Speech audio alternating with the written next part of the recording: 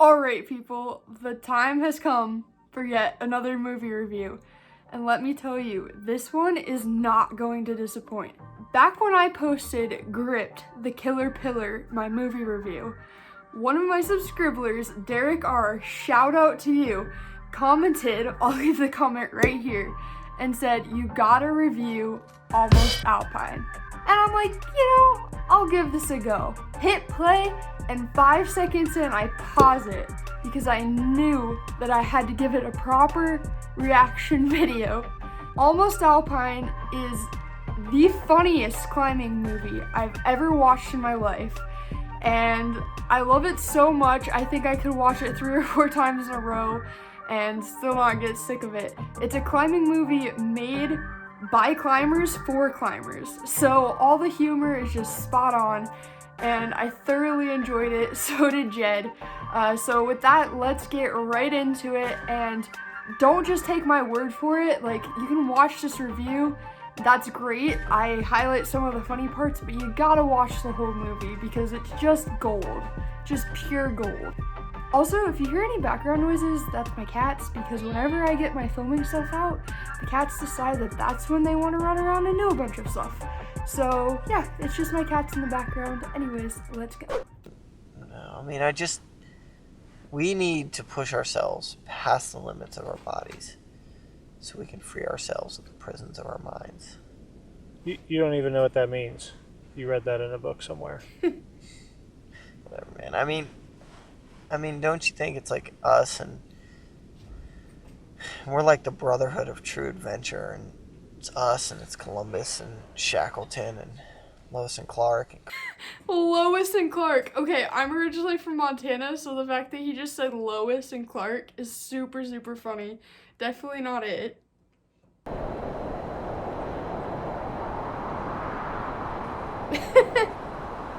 They're just in the middle of a parking lot.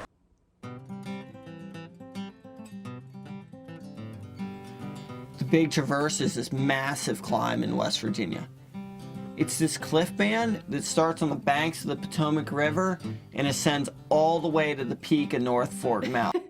Okay, so the Big Traverse is literally them just traversing the side of a mountain. It's not really a real thing. Well, I think they actually did it, but it's not like a real... I mean, it's real, right? But it's not like your typical traverse, I guess. I mean, people think El Cap is like super gnar to the max, but it's kind of old news. Super gnar to the max. But dude, much closer to home, there was a climb that was going to put El Cap in perspective. I mean, although this thing's only 100 to 200 feet anywhere along the wall, it's 7,000 feet from base to summit. I mean, that's the sickness.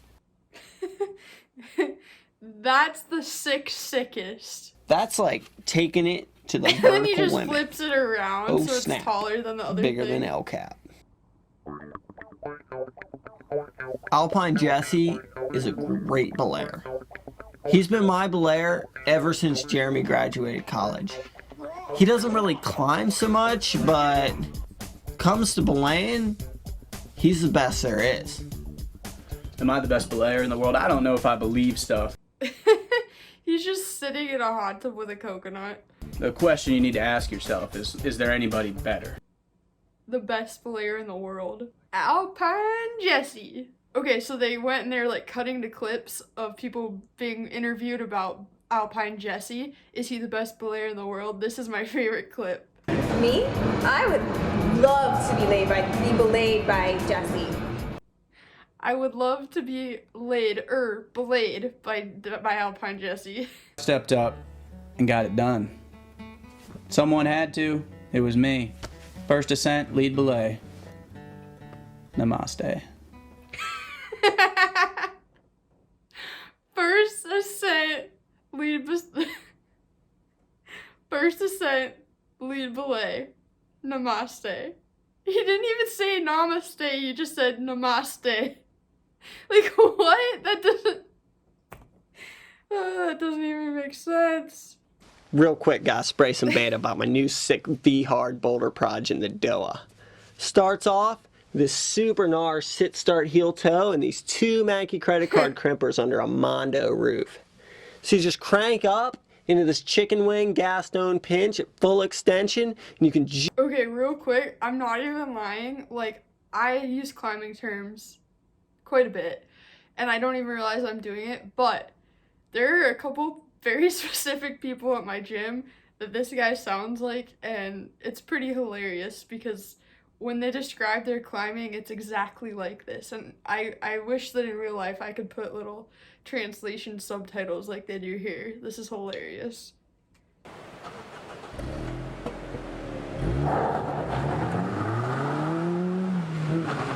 The license plate says Amelie. long I've wandered these ranges, blue eyes scanning blue horizons, flying. Yeah, okay. So he wrote a poem. Alright, so now they cut to this scene where the guy that got kicked off the climb is now ice climbing, but like he's deep water soloing with ice climbing tools like a foot above the water. So it's just ridiculous, honestly.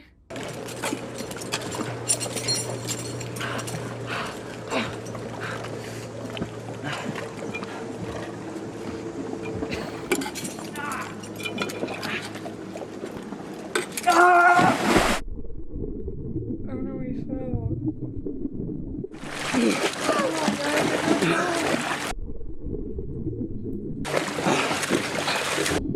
Oh, can he not?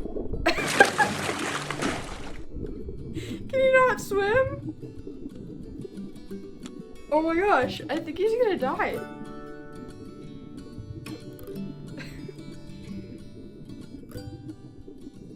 Dude! I think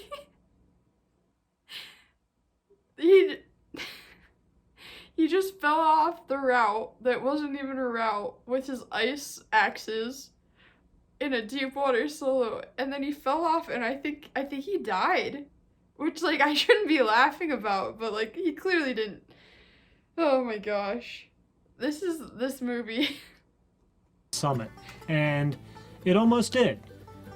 It ends about 1/8 of a mile shy, and it's a pretty simple matter of just hopping up on the ridge and walking up to the summit, but Chad wouldn't do it.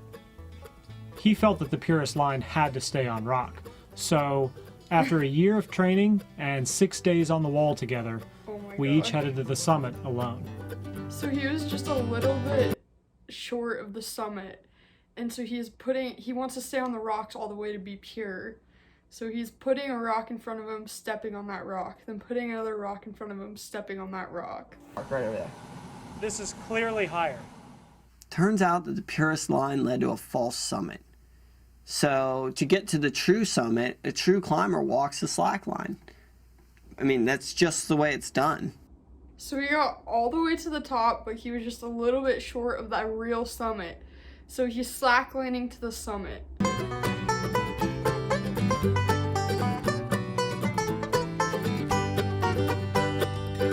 Okay, so the big traverse, they made it, they got to the summit, but then this part came, and this surprised me. The guy that I thought died earlier actually was still alive. Well, it's another story, but I heard Chad and Jeremy had a funeral for So me he's on actually top of still the alive, but traverse. they had a funeral for him. That they hiked back up there and burnt some of my stuff as They a way to just say burnt goodbye to some of his me. stuff. I mean, what is he thinking? Tragedy of Alpine Jesse's death was that he didn't die doing what he loved. He wasn't a big Alpine free traverser. He wasn't even really called to climb at all. All he ever wanted was to be the world's best belayer. All he ever wanted was to be the world's best belayer. So that's my review of Almost Alpine. I hope you guys enjoyed it. I know I definitely did. And a huge shout out once again to Derik for recommending it.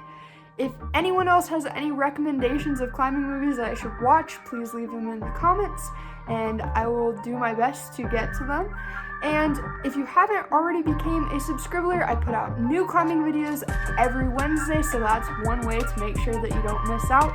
With that, I hope you all have a great rest of your day, and until next time, stay hyped.